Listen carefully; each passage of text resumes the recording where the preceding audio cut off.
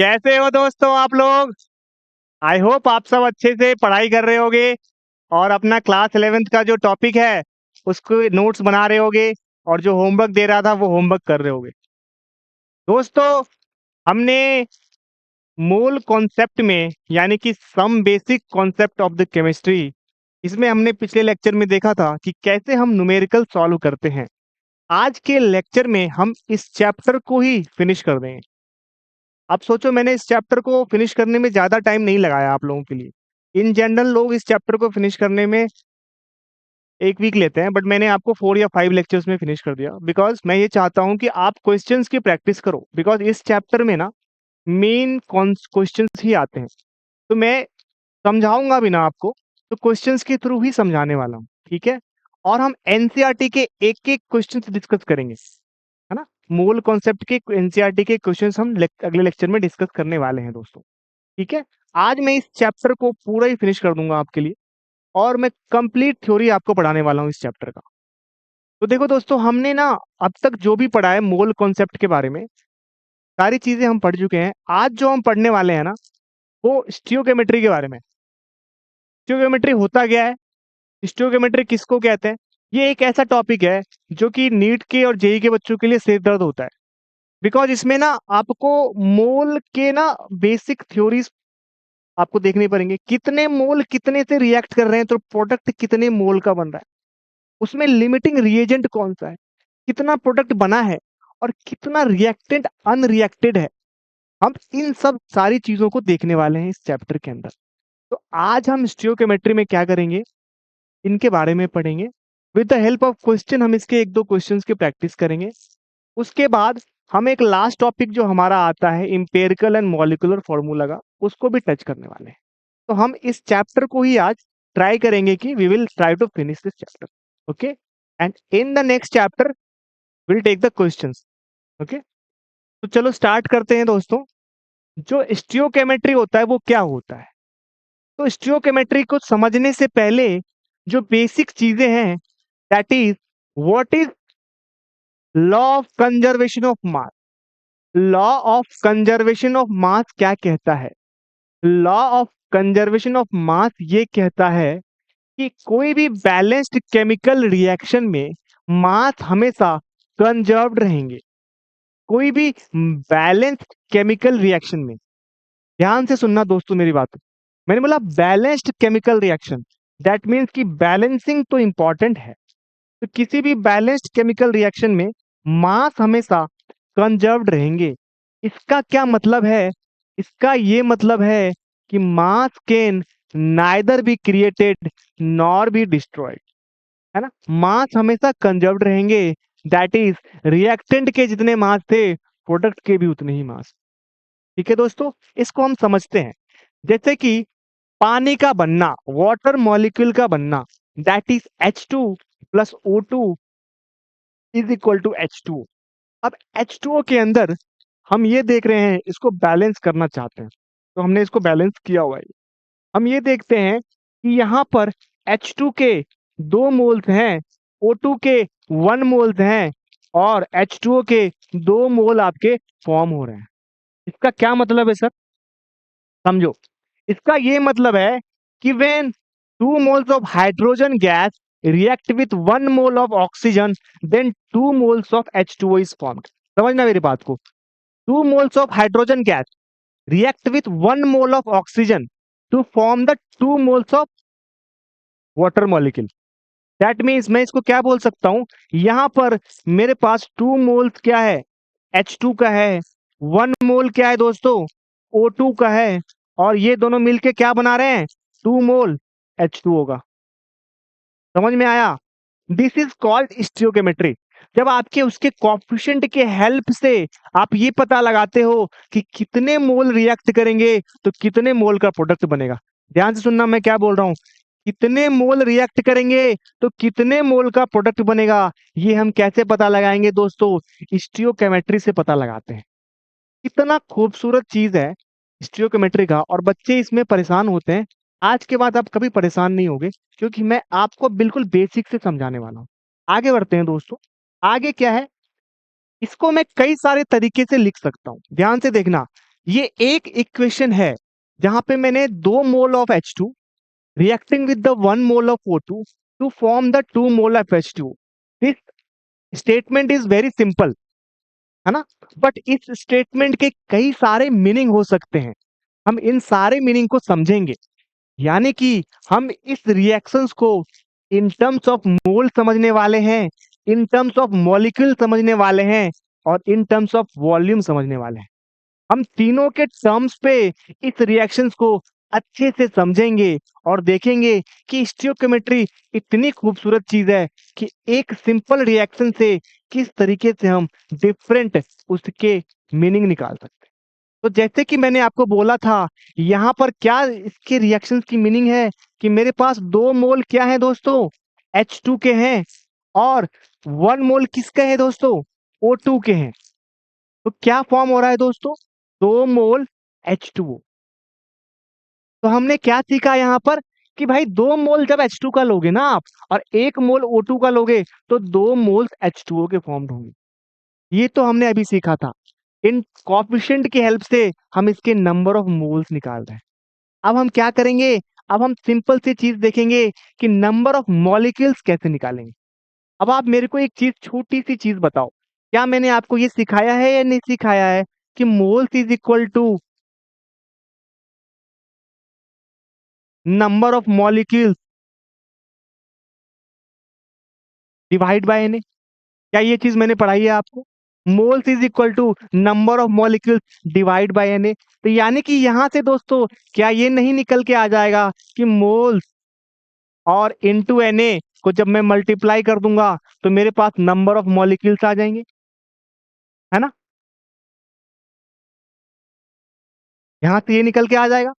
तो यही चीज है दोस्तों, यदि 2 मोल H2 है that means 2 into Na। 2 into Na क्या है मेरे पास, मॉलिक्यूल है। 2 इंटू Na मॉलिक्यूल है, 2 into Na molecule of H2 और 1 मोल है तो 1 into Na molecule of O2 और 2 मोल H2 है तो that is 2 into Na molecule of H2O। तो दोस्तों यहां से कितनी खूबसूरत चीज निकल के आ रही है कि 2 into Na, 2 into Na molecule H2 जब 1 इंटू Na मॉलिक्यूल O2 से रिएक्ट करता है तो 2 into Na molecule H2O formed होता है। समझ में आया? Na क्या है यहाँ पर, एवोगाड्रो नंबर है, 6.022 इंटू 10⁻23 एटम्स और मॉलिक्यूल्स और आयन, है ना? This is Avogadro's number. समझ में आया? यानी कि 2 into Na molecule of H2 जब रिएक्ट करते हैं 1 into Na molecule of O2 से तो हमारे पास क्या फॉर्म होता है, 2 into Na molecule of H2। कितना आसान है, बहुत आसान था। इन टर्म्स ऑफ वेट कैसे लिखेंगे sir, in terms of weight भी मुझे पता करना पड़ेगा। तो मेरे को एक बात बताओ, मैं यहाँ पर क्या लिख रहा हूँ, वेट यानी कि कितना मास हो रहा है। तो मेरे को एक चीज बताओ आप लोग, हमने ये चीज सीखी थी कि what is moles is equal to given mass by molecular mass, given mass upon molecular mass, है ना? दैट मीन्स यहां से मॉलिक्यूलर गिवन मास कितना आ जाएगा दोस्तों, moles into molecular mass, moles multiplied by molecular mass, moles multiplied by the molecular mass. ठीक है, और हमें पता है कि मॉलिक्यूलर मास H2 का कितना होता है, 2, बिकॉज हाइड्रोजन का 1 है तो 2 हाइड्रोजन का 2 हो गया। तो H2 का मॉलिक्यूलर मास कितना है, 2 है। तो दैट मीन्स मैं क्या लिख रहा हूं, 2 इंटू 2 ग्राम हो गया। ठीक है, O2 का, ऑक्सीजन का मास होता है 16 ग्राम और O2 है मेरे पास तो 16 प्लस 16 दैट इज 32 ग्राम। तो यहां पर मैं क्या लिख सकता हूं, 1 इंटू 32 ग्राम। और यहाँ पर H2O का मास होता है 18। देखो हाइड्रोजन का 1 है और 2 हाइड्रोजन के एटम्स हैं, प्लस ऑक्सीजन का 16 होता है दोस्तों, तो दैट इज कॉल्ड 18 ग्राम। तो मैं क्या लिख सकता हूं यहां पर, 2 इंटू 18। अब ध्यान से देखो, 32 प्लस 4 कितना आ रहा है, 6, 36। यहाँ पे क्या आ रहा है, 18 इंटू 2, 36 आएगा ही आएगा, बिकॉज मास हमेशा कंजर्व रहना चाहिए। तो यहाँ पर हम क्या देख रहे हैं कि 2 इंटू यानी 4 ग्राम, चार, देखो दोस्तों 4 ग्राम H2 जब रिएक्ट करता है 32 ग्राम O2 से, तो मेरे पास 36 ग्राम H2O बनता है। यानी कि 4 ग्राम हाइड्रोजन का मॉलिक्यूल जब 32 ग्राम ऑक्सीजन के मॉलिक्यूल से रिएक्ट करता है, तो 36 ग्राम हमारे पास क्या बनता है, वाटर का मॉलिक्यूल बनता है। देखो, एक स्टेटमेंट से हमने कितनी सारी ना मीनिंग निकाल ली, केवल एक कोएफिशिएंट से। और इसकी हेल्प से ना, देखो बच्चे सोच रहे होंगे कि सर सिंपल फॉर्मूला बताओ, नहीं, कॉन्सेप्ट को समझना पड़ेगा आपको। आगे जाके बच्चे बहुत हेल्प मिलेगी, whether it is mole concept, whether it is structure of atom, whether it is chemical equilibrium, ionic equilibrium, है ना, रिडॉक्स रिएक्शंस पढ़ोगे आप, है ना। आप हमेशा कॉन्सेप्ट को समझो, और इसके कॉन्सेप्ट को, आपने स्टियोकेमिस्ट्री के कॉन्सेप्ट को अच्छे से समझ लिया, तो फिर आप सोचो कि आपकी 12th क्लास में भी बहुत हेल्प होगी। सॉल्यूशन और इलेक्ट्रोकेमिस्ट्री में जो 2 चैप्टर हैं अपने फिजिकल केमिस्ट्री के क्लास 12th में, उनमें मोल कॉन्सेप्ट का अच्छा खासा यूज हुआ है। हर फिजिकल केमिस्ट्री के हर चैप्टर में मोल कॉन्सेप्ट का यूज होगा, ठीक है। तो मत कहने का मतलब है दोस्तों कि हमने क्या देखा कि मेरे पास इस इक्वेशन से हमने डिफरेंट मीनिंग निकाल ली, है ना। हम चाहे तो वॉल्यूम के मीनिंग भी निकाल सकते हैं दोस्तों। कैसे, हमें ये पता है ना कि मोल्स इक्वल टू क्या होता है,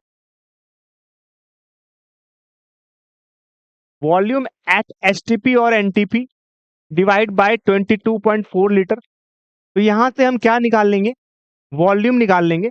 वॉल्यूम इक्वल टू क्या होगा, मोल्स इंटू 22.4 लीटर आ जाएगा, है ना। सिंपल, ये फॉर्मूला मैंने पिछले क्लास में बता रखा है ट्रायंगल रूल लगा के, तो यहां से आप ये निकाल लोगे। तो आप बताओ मेरे को, मैं यहाँ पे क्या लिख सकता हूँ दोस्तों, क्या मैं यहाँ पे ये नहीं लिख सकता कि 2 इंटू 22.4 लीटर,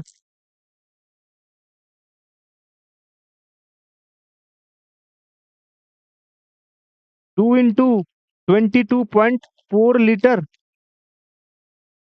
जब H2 रिएक्ट करता है 22.4 लीटर O2 से, तो 2 इंटू 22.4 लीटर क्या बनता है हमारे पास, H2O बनता है। क्या यहाँ से ये निकल के आ जाएगा, इन टर्म्स ऑफ वॉल्यूम भी पता चल गया अपने को। तो हमने एक स्टोइकियोमेट्री के कोएफिशिएंट से चार चार मीनिंग निकाल लिए दोस्तों, कितना आसान है ना। बस आपको कॉन्सेप्ट को समझना पड़ेगा, कितने मॉलिक्यूल कितने मोल से रिएक्ट कर रहे हैं, कितने मोल्स कितने मोल से रिएक्ट कर रहे हैं, ठीक है। तो मैंने इस स्टेटमेंट को इन टर्म्स ऑफ मास भी दिखाया आपको, इन टर्म्स ऑफ मोल्स भी दिखाया, इन टर्म्स ऑफ वॉल्यूम भी दिखा दिया, और फिर इन टर्म्स ऑफ, ठीक है, सारा कुछ हमने दिखा दिया, इन टर्म्स ऑफ मॉलिक्यूल्स भी दिखाया आपको, ठीक है। समझ में आया दोस्तों, कोई दिक्कत है यहाँ तक, ठीक। हमने इस चीज को बहुत अच्छे से देखा है, हम इसके बेसिस पे एक दो क्वेश्चंस भी करेंगे। अब ध्यान से देखना, हम एक क्वेश्चन करने वाले हैं।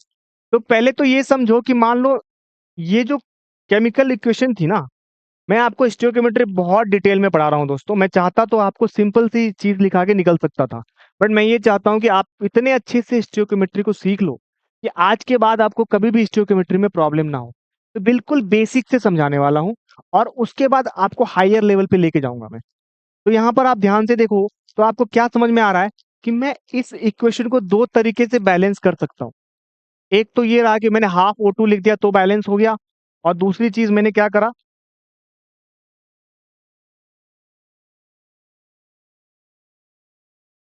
एक तो मैंने हाफ O2 लिख दिया तो बैलेंस हो गया, और दूसरी मैंने ट्वाइस ऑफ H2 लिख दिया। मैंने दो तरीके से बैलेंस करा है।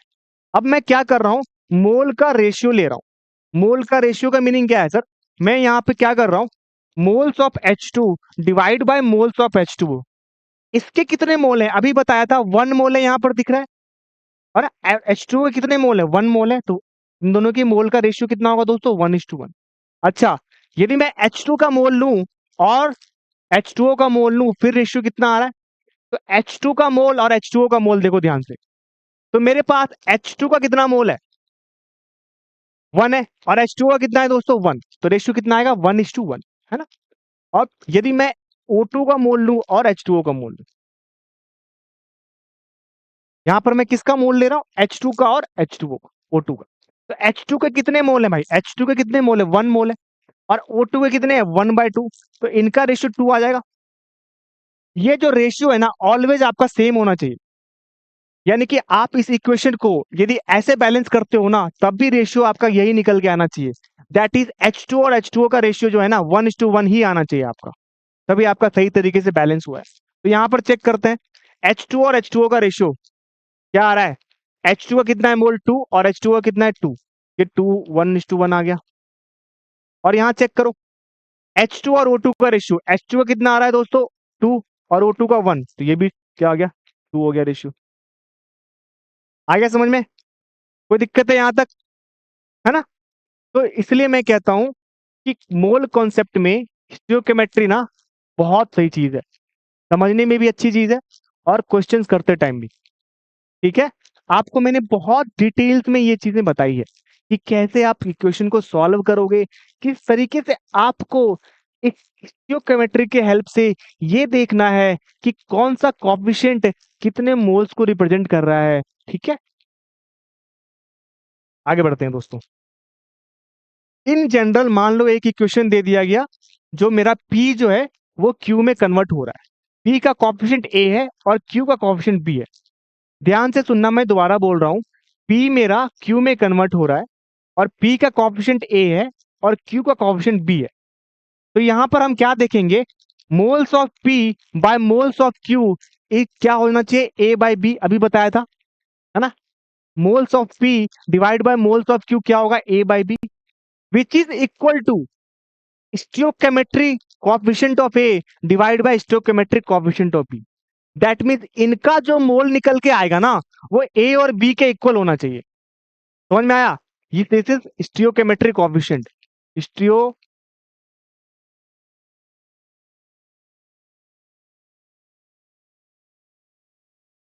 ठीक है? अब देखो ध्यान से, moles of P by stoichiometric coefficient of P, यहां से इस रेशियो में देखो, moles of P by stoichiometric coefficient of P. ठीक है? यहां पर एक्चुअल में क्या है? ये ए नहीं है, ये पी है,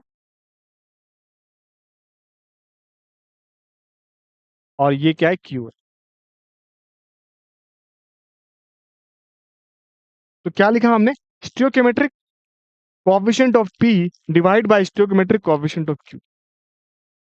तो stoichiometric coefficient of P divide by stoichiometric coefficient of Q, that is A by B, which is equal to moles of P divided by moles of Q.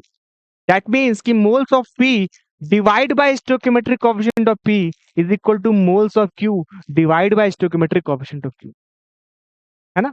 यानी कि जिसका मोल लेना है उसी के कोएफिशिएंट से उसको डिवाइड करोगे, और ये रेशियो जो है हमेशा इक्वल आएगा। ये याद करके चलो। ठीक है? मैं आपको एक एग्जांपल देके समझ, लिखा तो मैंने ही है इसको, NH3। अब ये बैलेंस हो जाएगा, तो ट्वाइस कर दो, तो थ्राइस करो, अब ये बैलेंस। ठीक है? तो यहां पर हमने क्या देखा कि N2 एक मोल N2 का 3 मोल H2 से रिएक्ट करता है, तो 2 मोल NH3 फॉर्म्ड होता है। ध्यान से देखो, पहला स्टेटमेंट क्या निकल के आ रहा है? 1 mole of N2 react with 3 moles of H2 to form 2 moles of NH3। अब हम इसमें क्या देखने वाले हैं कि हम इसमें कोएफिशिएंट वाले फॉर्मूले लगाएंगे। दैट मींस कि number of moles of N2 divide by stoichiometric coefficient of N2। That means कि मेरे पास मोल्स ऑफ N2 और स्टोइकियोमेट्रिक कोएफिशिएंट ऑफ N2 का रेशियो कितना आएगा। ठीक है? Also moles of H2 divide by stoichiometric coefficient of H2।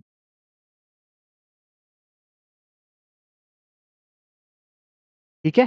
तो ये चीजें ना हम अब इसके बेसिस पे एक क्वेश्चंस करेंगे। ठीक है? क्वेश्चन क्या कह रहा है? पोटासियम क्लोरेट, ये क्वेश्चन ध्यान से देखो। क्वेश्चन कह रहा है पोटासियम क्लोरेट को जब मैंने हीट करा, तो ये डिकम्पोज हो गया पोटासियम क्लोराइड में और लिबरेट करेगा ऑक्सीजन गैस को। मैं फिर से कह रहा हूं, पोटासियम क्लोरेट को जब आप हीट करोगे तो ये पोटासियम क्लोराइड और ऑक्सीजन गैस में लिबरेट हो जाएगा। सबसे पहले मैंने इसको बैलेंस कर लिया। तो मेरा क्वेश्चन कह रहा है कि वेट ऑफ KClO3 गिवन है 490 ग्राम। वेट ऑफ KClO3 गिवन है 490 gram. Find the mass of O2 liberated.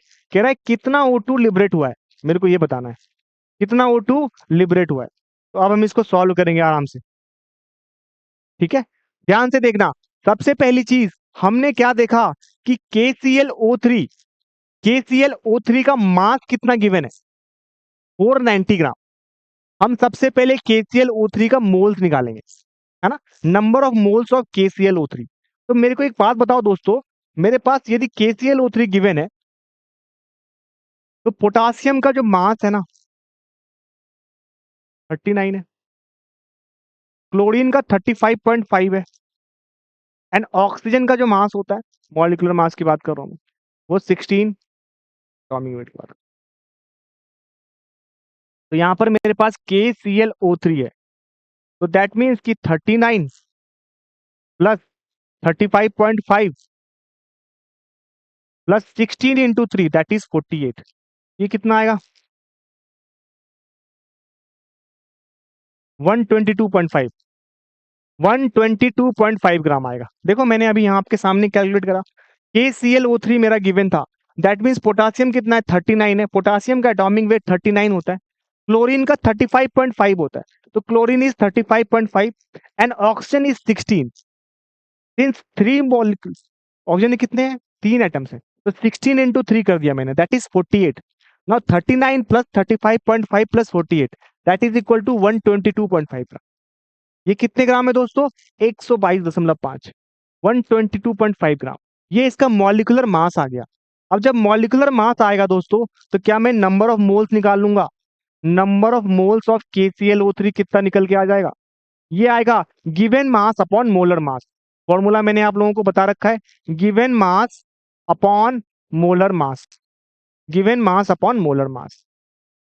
तो यहां से एक बात बताओ दोस्तों, गिवन मास कितना है हमारे पास, गिवन मास है मेरे पास 490 आई बिलीव, कितना है देखो 490 ग्राम।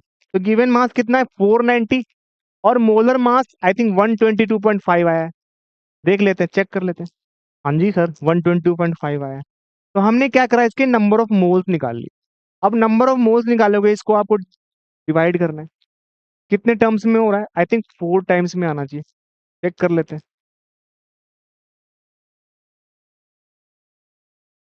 ठीक है, हाँ 4 टाइम्स में आएगा, ठीक है, ये 4 आ जाएगा, बिकॉज आप 122.5 मल्टीप्लाइड बाय 4 करोगे तो क्या आएगा, 490 आ जाएगा आपका, ठीक है।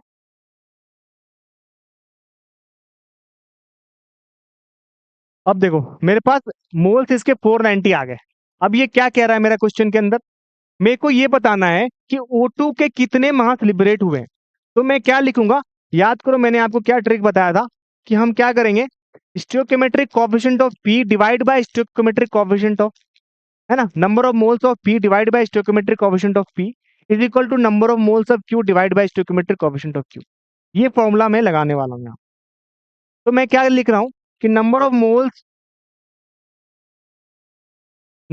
मेरा KClO3 का आ गया, तो number of moles of KClO3 divided by stoichiometric coefficient of KClO3 is equal to number of moles of O2 divide by stoichiometric coefficient of O2।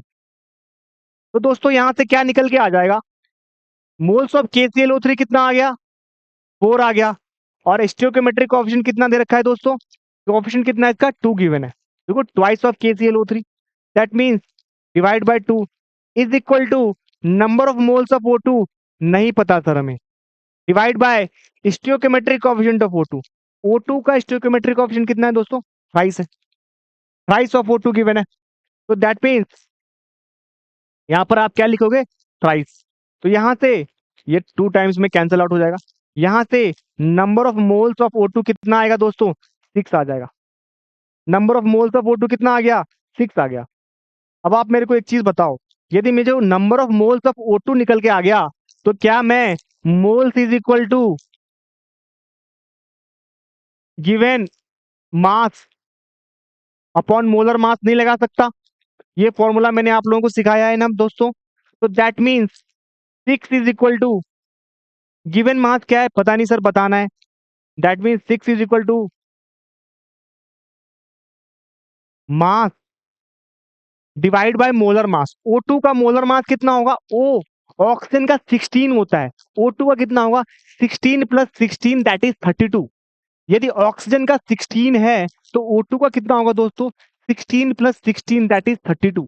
तो यहां पर हम क्या लिखेंगे? मास डिवाइड बाय 32। तो यहां से हमें मास आ जाएगा। तो मास इज इक्वल टू क्या होगा? 32 multiplied by the 6। 32 multiplied by the 6 that is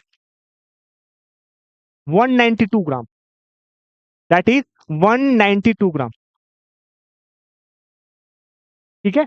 तो दैट मीन्स कि मेरे पास जो क्वेश्चन पूछा गया था कि कितना मोल्स O2 लिबरेट हुआ है, तो क्या आ जाएगा आंसर? आंसर हो जाएगा दोस्तों 192 ग्राम। क्या आंसर होगा? 192 ग्राम। आ गया समझ में? मैंने ये क्वेश्चन आपके सामने सॉल्व करा है और मैंने एक तरीके से आपको ये समझाया है कि कैसे आप इस इक्वेशन को सॉल्व करोगे with the help of the जो मैंने आपको तरीका बताया। बट हो सकता है जब मैं आगे क्वेश्चन सॉल्व करूं तो और शॉर्टकट आपको ट्रिक बताऊं, जरूर बताऊंगा दोस्तों। ये एक तरीका है, बेसिक कॉन्सेप्ट है, आपको लेंदी लग रहा होगा, बट जब आप प्रैक्टिस करोगे ना इसको 2 बारी 3 बारी 4 बारी तो आपको बहुत आसान लगेगा। फिर आपको बार बार ये नहीं करना पड़ेगा। डायरेक्टली आप बता सकते हो कि इसके 2 मोल इसके 3 मोल से रिएक्ट करेंगे तो इसका 1 मोल कितने से करेगा।